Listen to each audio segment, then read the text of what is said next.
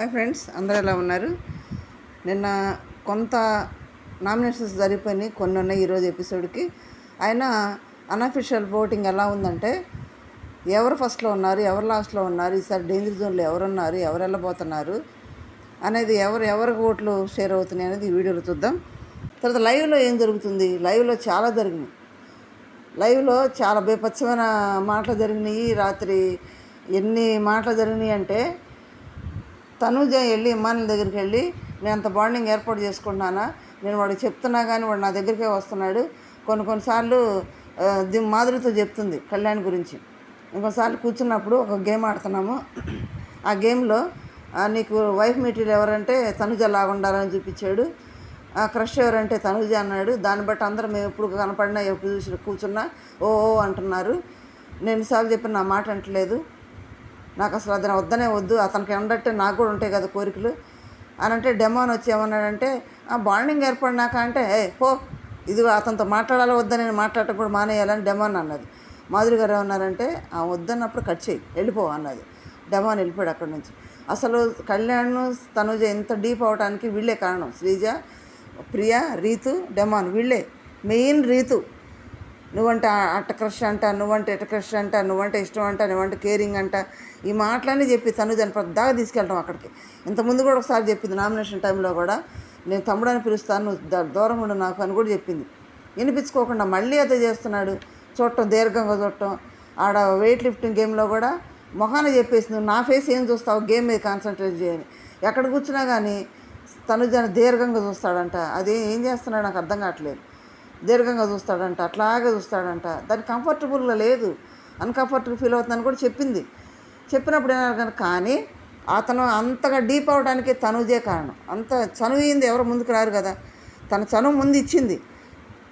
ఈ చనువు ఇచ్చింది కాబట్టి అతను ముందుకెళ్ళాడు. చనువింది ఎవడు సంకక్కడ కదా, తనువు ఇచ్చింది కాబట్టి రెండు చేతులు కలిస్తేనే చప్పడం సౌండ్ అనేది వస్తుంది.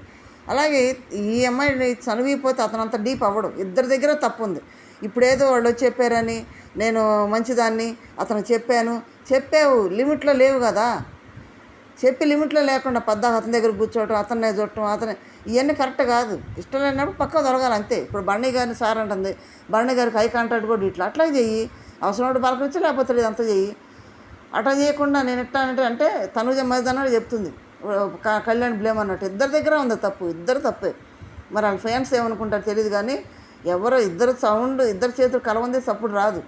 ఒకరిని బ్లేమ్ చేయడం కరెక్ట్ కాదు, అది ఇద్దరు తప్పు ఉంది. తర్వాత లైవ్లో మాధురి వాళ్ళ గొడవ అయిపోయిన తర్వాత, మాధురి గొడవ ఎందుకయింది, రేషన్ దివ్య పెట్టెళ్ళుంటే బాగుండేది, పెట్టకపోవడం వల్ల అది పెద్ద రచ్చ అయింది. అది నేను వీడియో కూడా పెట్టుకున్నాం మనం, అది ఎవరు తప్పనేది కూడా అడుంది. నెక్స్ట్ రమ్య ఏముంటుంది అయిపోయిన తర్వాత, కళ్యాణ్ నిన్న నేను శ్రీజ బెలూన్ కట్ చేసిన దగ్గర నుంచి నాకు ఐ కాంటాక్ట్ కూడా ఇవ్వట్లేదు, నా వైపు చూడ కూడా చూడట్లేదు.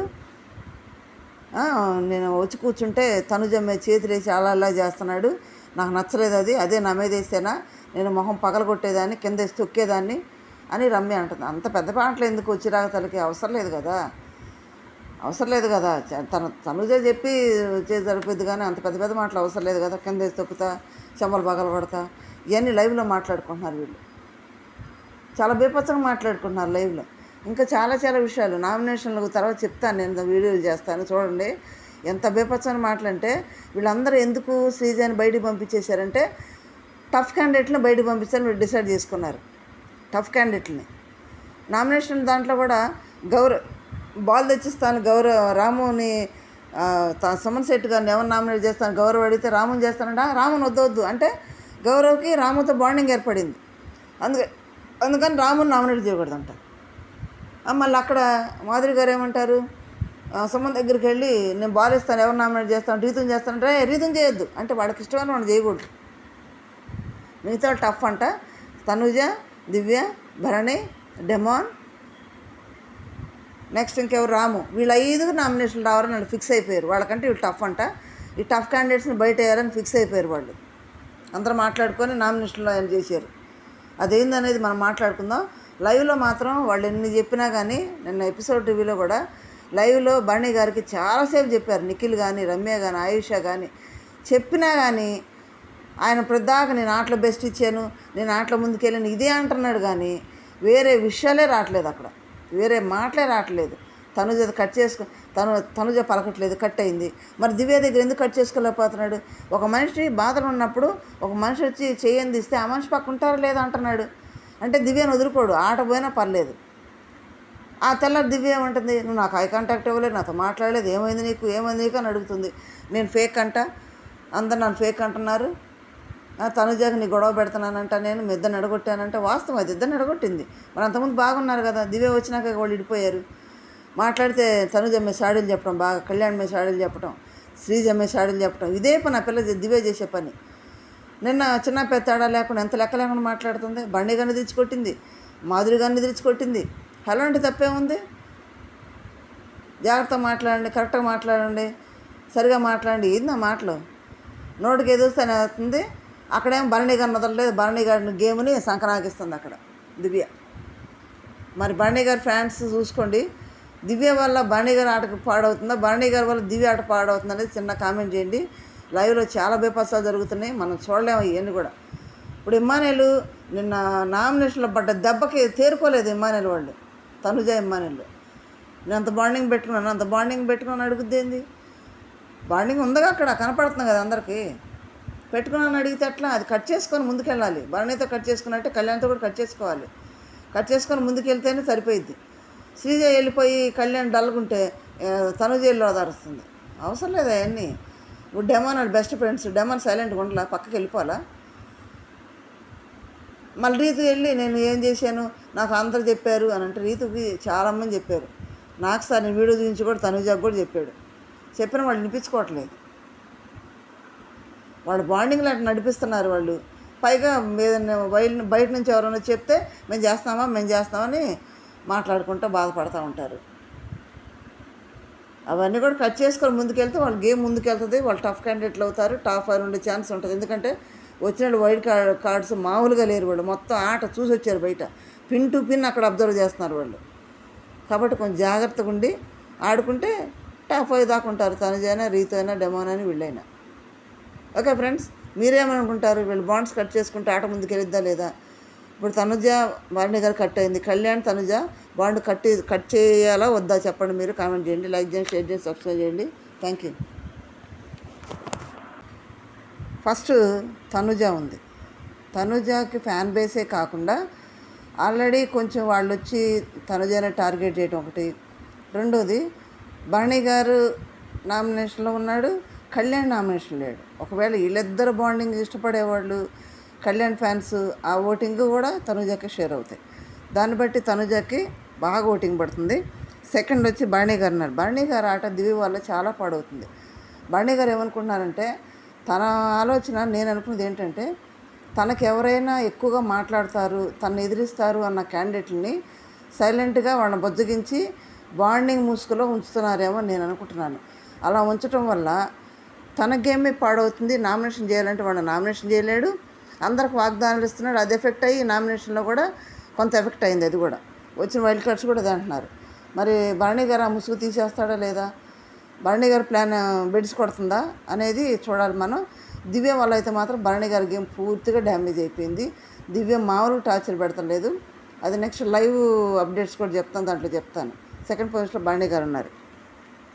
థర్డ్ పొజిషన్లో సుమన్ శెట్టి గారు ఉన్నారు. సుమన్ శెట్టి గారు ఓటింగ్ బాగానే పడుతుంది, కానీ అక్కడ ఏమి లేకపోయినా, కంటెంట్లు ఏమి లేకపోయినా కానీ సుమన్ శెట్టి గారు బాగా ఓటింగ్ పడుతుంది. ఫ్యాన్ బేస్ పడుతుందా ఎందుకు పడుతుందో తెలియదు, కానీ మరి ఫ్లోరా వెళ్ళిపోయింది. ఫ్లోరా లాగా ఈయన కూడా వెళ్ళలేదు. శ్రీజ కమ్మగా ఆడామని శ్రీజని పంపించేశారు.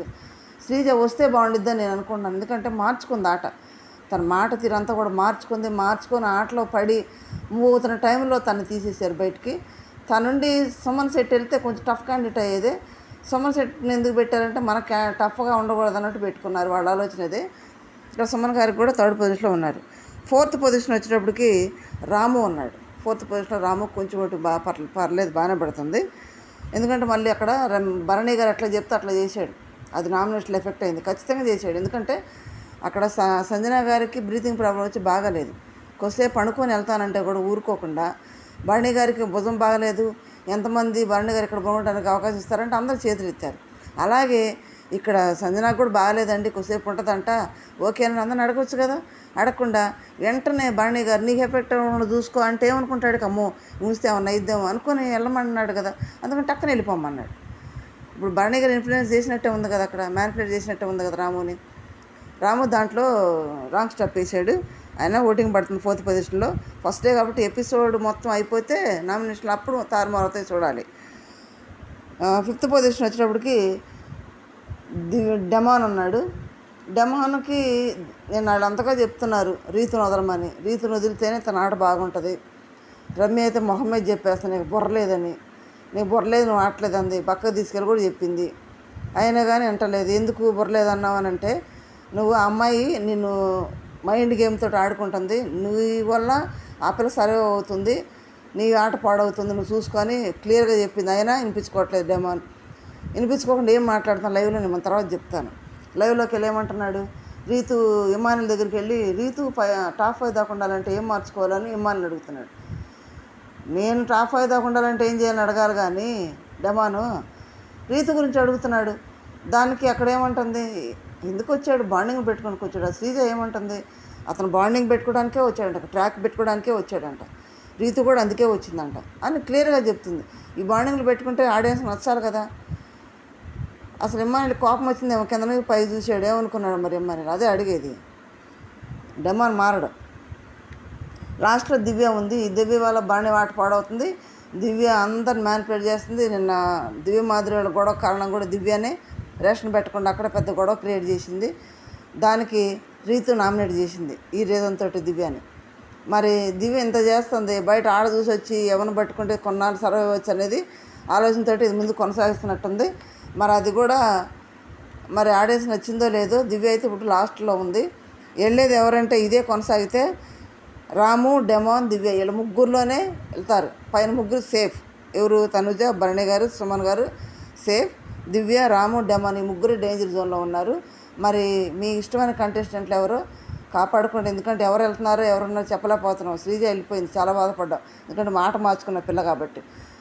వెళ్ళిన తర్వాత బాధపడే కంటే, రావాలని బాధపడే కంటే ఉండగానే ఓటేసుకొని అక్కడ మీ కంటెస్టెంట్లు ఉంచుకోండి.